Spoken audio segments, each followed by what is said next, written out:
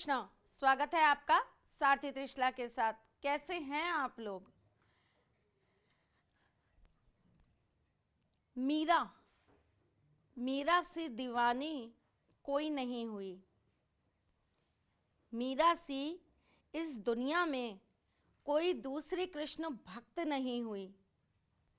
एक छोटी सी बच्ची ने जिद करी कि मैं अकेली हूँ, मुझे मेरे पास कोई साथी नहीं है, तो उसके माँ बाप ने उसे लाकर एक मूर्ति दे दी और कहा कि ये तुम्हारे सब कुछ हैं, ये तुम्हारे सर्वेश्वर हैं, ये तुम्हारे परमेश्वर हैं, ये तुम्हारे पति हैं। एक छोटी सी बच्ची ने बचपन से उन्हें अपना सब कुछ मान लिया और ऐसा माना कि फिर उनके अलावा किसी और को कभी कुछ माना ही नहीं। मीरा के रोम रोम में बस कुछ था तो वो कृष्ण थे। मीरा की हर बात में कुछ था तो वो बस माधव थे। मीरा की हर एक सुबह, हर एक शाम, हर दिन, हर एक पल में कोई जागृत था तो वो कृष्ण थे। मीरा ने बिना किसी शर्त के, बिना किसी एक ऐसे प्रेम के जिसका कोई सामने प्रत्यक्ष प्रमाण ही नहीं था, पूरी जिंदगी काट ली। मीरा का प्रेम कैसा प्रेम था, जिस प्रेम के बदले उन्हें प्रेम देने के लिए सिर्फ एक मूर्ति थी, एक पत्थर की मूर्ति, जो सच में है या नहीं ये भी नहीं पता था। आपको नहीं लगता मीरा बहुत सारी चीज़ों का बहुत अटूट उदाहरण है? मीरा उदाहरण है विश्वास का, मीरा उदाहरण है भक्ति का, मीराबाई उदाहरण है विश्वास का, मीराबाई उदाहरण है एक अटूट प्रेम का, मीराबाई उदाहरण है अपने जीवनी को अपने परमेश्वर को समर्पित करने का, मीराबाई एक बहुत बड़ा उदाहरण है अपनी ज़िंदगी में ईश्वर को अपना पति बना लेने का। आज का मेरा ये एपिसोड थोड़ा सा अजीब है। अजीब उन लोगों के लिए है जिनके धर्म के नाम पर तर्क वितर्क और कुतर्क करना बहुत आता है, पर मेरा आज का एपिसोड उन लोगों के लिए बहुत अच्छा ज्ञान है जो सच में अपनी ज़िंदगी में बहुत सारी चीज़ों से भटक रहे हैं, जो प्रेम को लेकर परेशान हो रहे हैं और जिन्हें प्रेम की परिभाषा पता नहीं है। चलें आरंभ करें, क्योंकि आज बच्चों के लिए भी बहुत सारी चीज़ें मेरे पास है। मैं आपकी एस्ट्रोलॉजर हूँ, वास्तुशास्त्री हूँ, चेहरा भी पढ़ती हूँ, आवाज़ भी पढ़ती हूँ और हाथों की लकीरें भी पढ़ लेती हूँ, लेकिन उससे पहले मैं आपकी सारथी हूँ। मैं शत नमन करती हूँ मीराबाई को, क्योंकि उनके जैसी भक्ति, उनके जैसा प्रेम 1% भी मुझ में आ जाए तो मैं अपने आप को धन्य समझ लूँ। क्या होंगी वो जिन्हें स्वयं कृष्ण ने खुद में विलीन कर लिया? क्या होंगी वो जिन्होंने पति को परमेश्वर नहीं, परमेश्वर को पति मान लिया? क्या होंगी वो जिन्होंने अपनी ज़िंदगी में बस एक कृष्ण की दीवानी होने के अलावा कुछ भी नहीं किया, जिन्होंने जहर का प्याला अमृत समझकर पी लिया, जिन्होंने दुनिया की लात सिर्फ अपने कृष्ण के प्रेम के लिए इस तरह खा ली? क्या आपको पता है एक बार मीराबाई वृंदावन गई थी और उन्हें किसी ने बोला कि कृष्ण तो वृंदावन में बसते हैं, वो तो वृंदावन में मिलेंगे। और जब मीराबाई वृंदावन पहुंची तो वहाँ पर सब लोगों ने बोला कि मंदिर में औरतों का जाना निषेध है, औरतें अंदर नहीं जा सकती। तो मीराबाई ज़ोर ज़ोर से हंसने लगी।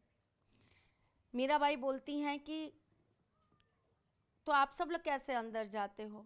आप कैसे श्री हरि के दर्शन कर पाते हो? आप कैसे मेरे कृष्ण को छू पाते हो? आप कैसे मेरे कृष्ण के साथ अपना रिश्ता निभा पाते हो? तो सब लोग क्रोधित हो गए, बोले कहने का मतलब क्या है, हम सब आदमी हैं, मर्द हैं? तो मीराबाई और जोर से हंसने लगी और अपनी बस्ती में धुन में विलीन होकर वो तो कृष्ण कृष्ण जपने लगी। ऐसी दीवानी हुई मीरा कि बस वो तो कृष्ण कृष्ण ही जपती रही।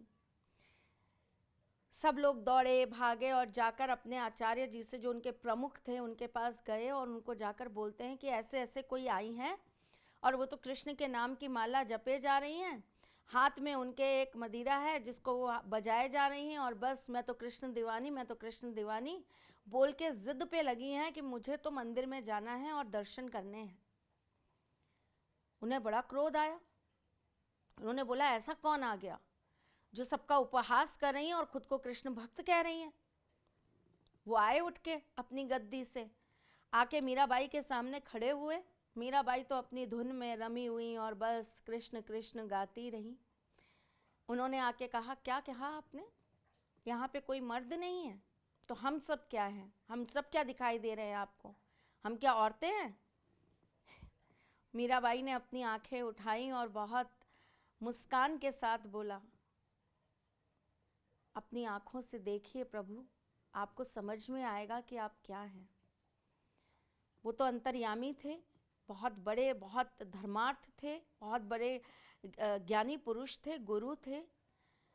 उन्होंने अपनी दृष्टि को बंद किया और आंखें खोली और देखा तो उन्हें चारों तरफ हर एक इंसान में सिर्फ गोपियां दिखाई देने लगी। उन्होंने खुद को ऐसे करके देखा तो उन्हें खुद में भी गोपी दिखाई देने लगी। वो आश्चर्यचकित हो गए और मीराबाई के पैर पकड़ लिए। आप कौन है देवी?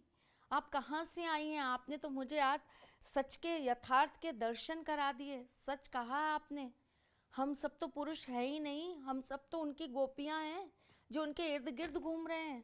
आप कौन है बता दीजिए। तो मीराबाई हंसते हुए बोली, मैं तो बस कृष्ण दीवानी हूँ और मुझे तो बस ये पता है कि इस पूरी दुनिया के अंदर एक ही पुरुष है और वो मेरे कृष्ण हैं, बाकी सब उनकी गोपियां हैं। तो इस नाते न पुरुष न स्त्री, जब हम कुछ है ही नहीं तो मंदिर में जाना वर्जित क्यों? मैं तो उनके दर्शन की अभिलाषी हूँ।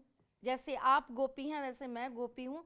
मुझे मेरे कृष्ण के दर्शन करा दीजिए, मुझे सिर्फ एक बार मेरे कृष्ण से मिला दीजिए।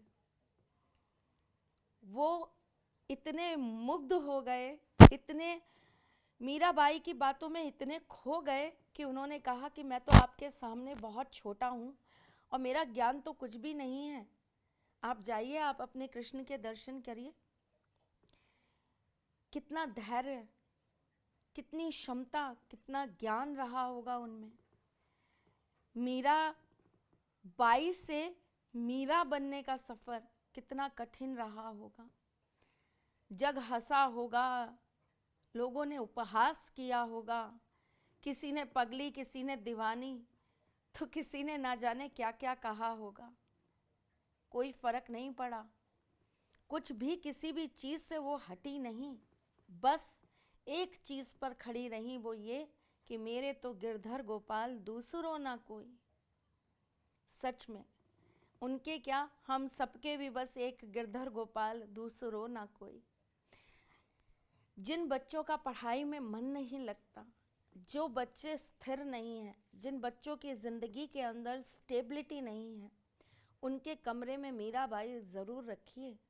मीराबाई की फ़ोटो, मीराबाई का स्टैचू ज़रूर रखिए, क्योंकि मीरा प्रमाण है, मीरा उदाहरण है प्रगति का, दृढ़ता का, निश्चय का, स्टेबिलिटी का।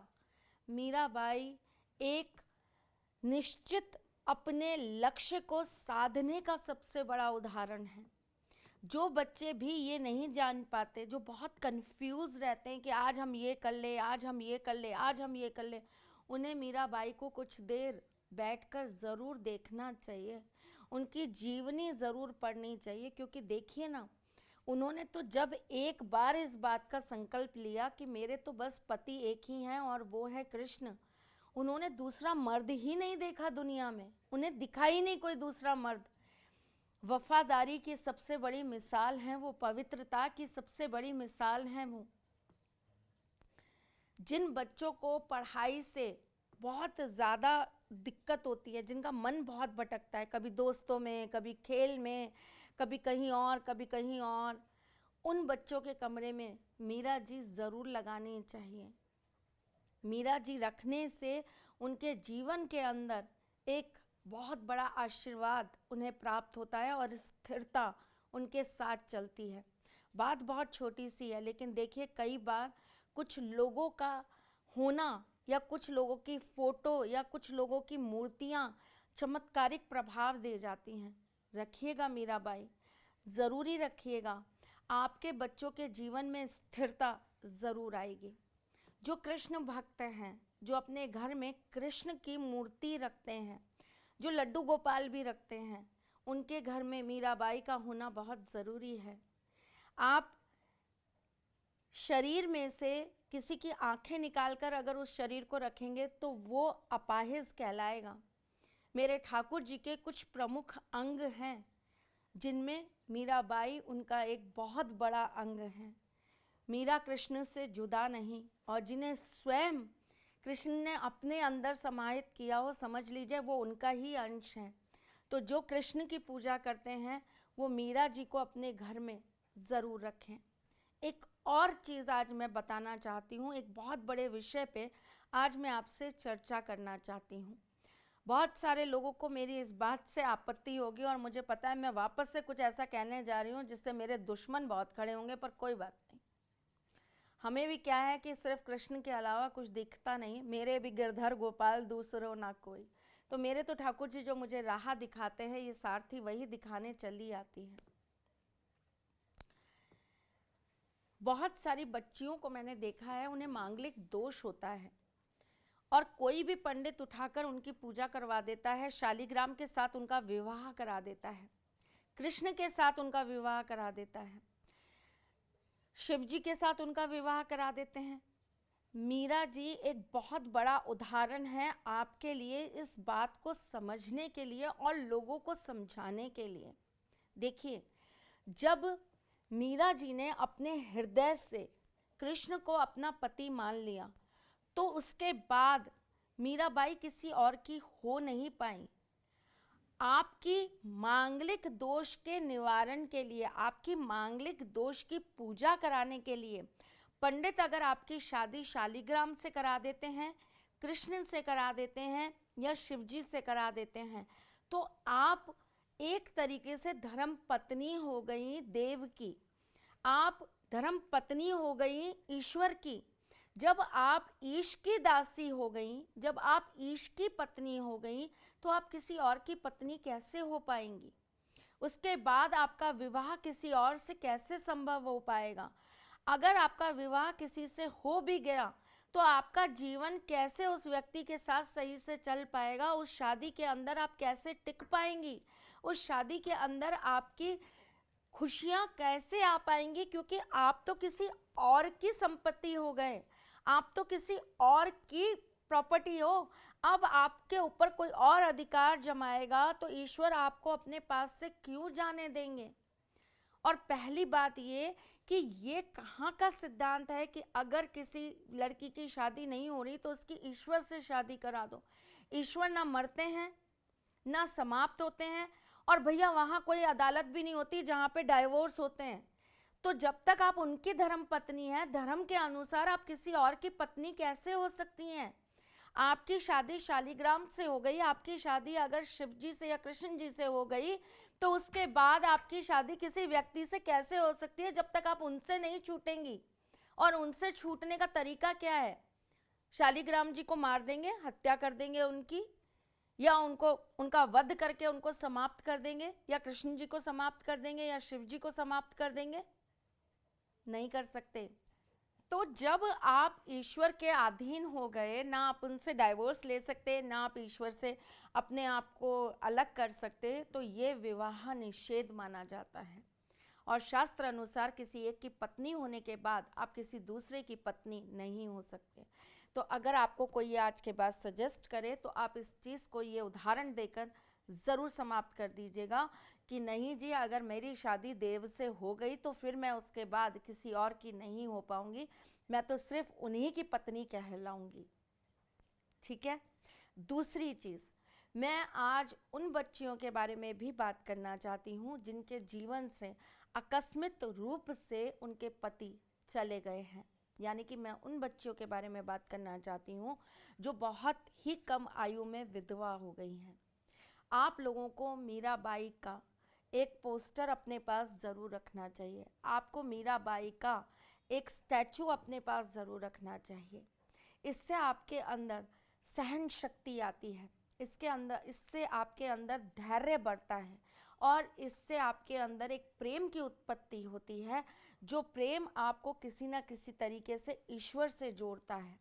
उसके बाद आप उनसे प्रार्थना कर सकती हैं कि मेरे जीवन के लिए जो सही है, जो अच्छा है, वो आप मुझे दीजिए। आप रीमैरिज के लिए जाना चाहती हैं तो आप शिव जी से या आप कृष्ण जी से उस चीज़ के लिए अभिलाषा कर सकती हैं, प्रार्थना कर सकती हैं। लेकिन सबसे पहला अपने संबंध को, अपनी आत्मा को शुद्ध करने के लिए आप मीराबाई को अपने घर में ज़रूर रखिए।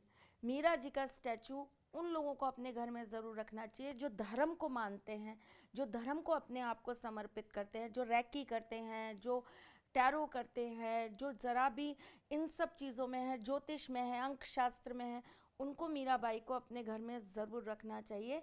इससे आपके अंदर धर्म की स्थापना होती है, इससे आपके अंदर ईश्वर के साथ जुड़ने का एक अलग ही अनुभव आपको महसूस होता है।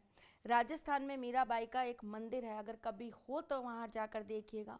आपको वहाँ जाते ही एक अलौकिक शक्ति अपने अंदर महसूस होगी और आपके अंदर प्रेम अपने आप जागृत होने लगेगा। पता है, वहाँ खड़े होकर आंखें नम अपने आप हो जाती हैं।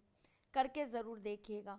अगर आपके बच्चे पढ़ाई में बहुत कमज़ोर हैं तो आपको मीराबाई के साथ 5 मोरपंख लगाकर उनके कमरे में ज़रूर रखने चाहिए। बहुत छोटी छोटी चीज़ें हैं, लेकिन एक और चीज़ जो विशेषता मैं बताना चाहती हूँ, बहुत सारे लोगों को मैंने देखा है घर में मीराबाई की फ़ोटो रखते हैं या स्टैचू रखते हैं। आजकल चीज़ें क्या है, मार्केट के अंदर बहुत इजीली अवेलेबल है, अच्छा लगा ले आइए। लेकिन मीराबाई भी ठाकुर जी के बहुत प्रियजनों में से एक हैं और मीराबाई कहीं ना कहीं कृष्ण में समाहित हैं, तो इसका मतलब कृष्ण का अंग है। कभी भी मीराबाई को इस तरीके से मत रखिए कि उन पे धूल मिट्टी जमे या वो कहीं भी आपने उठा के रख दिया। नहीं, जो लोग पढ़ने के बहुत शौकीन है वो अपनी लाइब्रेरी में रखिए। जो लोग पढ़ने को बहुत ज़्यादा महत्वता देते हैं, लिखने को बहुत ज़्यादा महत्वता देते हैं, वो लोग अपनी कॉपी किताबों के पास रखिए। जिन लोगों को बहुत शौक है जीवन के अंदर बहुत सारे ज्ञान को प्राप्त करने का, नई नई चीज़ों को रिसर्च करने का, जो रिसर्चर्स होते हैं, जो साइंटिस्ट होते हैं, उनको ज़रूर अपने पास रखना चाहिए, लेकिन पूरे सम्मान के साथ। आप लाल कपड़े पे या लाल बॉक्स पे उनको विराजमान करके रखिए। आप उनको समय समय पर साफ़ करिए। आप उनको चंदन का तिलक ज़रूर लगाइए। मीराबाई के माथे पे हमेशा चंदन का तिलक रहता था। मीराबाई के माथे पे चंदन का तिलक लगाइए। जो बहुत ज़्यादा समर्पित करते हैं अपने आप को, जो कहते हैं कि ठाकुर जी हमारी नहीं सुनते, वो लोग ज़रूर मीराबाई को चंदन का टीका लगाना चालू करिए। देखिए, ठाकुर जी आपकी सुनने लगेंगे। आज मैंने आपको बहुत गुप्त ज्ञान दिया है जो आज तक इस YouTube पे किसी ने नहीं दिया। वैसे तो मैं हमेशा कोशिश यही करती हूँ कि इस YouTube पे जिसने जो नहीं दिया मैं आपको वही दे दूँ। अभी बहुत लोग आएंगे और ज्ञान देने, इसके बाद आने दो। आप इस ज्ञान को संग्रहित करो, अपने घर में एक मीराबाई ज़रूर रखो, ताकि आपके जीवन में भी प्रेम आए, धैर्य आए, संकल्प आए, आपके जीवन में भी भक्ति आए, आपके जीवन में भी वो दृढ़ निश्चय आए। और एक बात बोलूं, आपके जीवन में भी अपने ईश्वर के प्रति अटूट विश्वास आए। करके देखिए, मज़ा आएगा। चलिए, जो भी हो, जैसा भी हो, कमेंट तो आप मुझे करेंगे ही करेंगे और अपनी माँ को बताएंगे कि आज का वीडियो कैसा लगा। मैं फिर आऊँगी कुछ नया, कुछ अलग, कुछ अद्भुत लेकर। तब तक के लिए मुस्कुराते रहिएगा, रिश्तों में मजबूती बना के रखिएगा, अपने साथी के साथ जुड़े रहिएगा, प्यार देते रहिएगा, प्यार लेते रहिएगा, ख्याल रखिएगा अपना और उनका जिनसे आप प्यार करते हैं। मैं जल्द आपसे मिलने आऊँगी। तब तक के लिए अपने इस चैनल को लाइक, सब्सक्राइब और शेयर करना बिल्कुल भी मत भूलिए। I love you so much. आप लोग अपना ख्याल रखना और इंतज़ार करना। जय श्री राधे कृष्ण। सारथी मां त्रिशला ज्योतिष के क्षेत्र में विश्व विख्यात नाम है।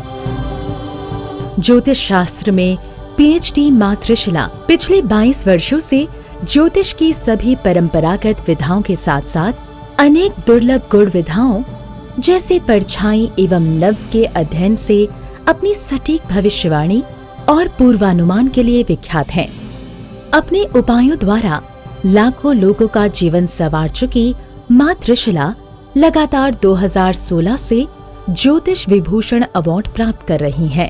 साल 2018 में उन्हें उत्तराखंड के मुख्यमंत्री त्रिवेंद्र सिंह रावत ने ज्योतिष विभूषण अवार्ड से सम्मानित किया था और साल 2016 में उन्हें राजस्थान में बेस्ट एस्ट्रोलॉजर के अवार्ड से नवाजा जा चुका है।